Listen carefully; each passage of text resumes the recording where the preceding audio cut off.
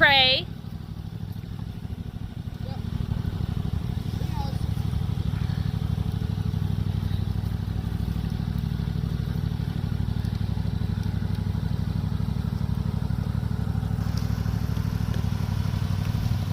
My John Deere kids are using Grandpa's Toro time cutter and a tarp to clean up storm damage.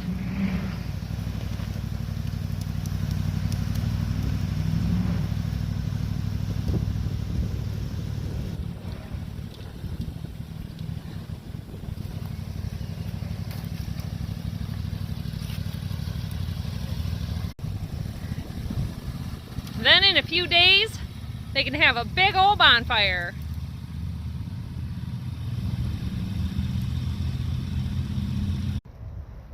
Now that's some spring cleanup coming along.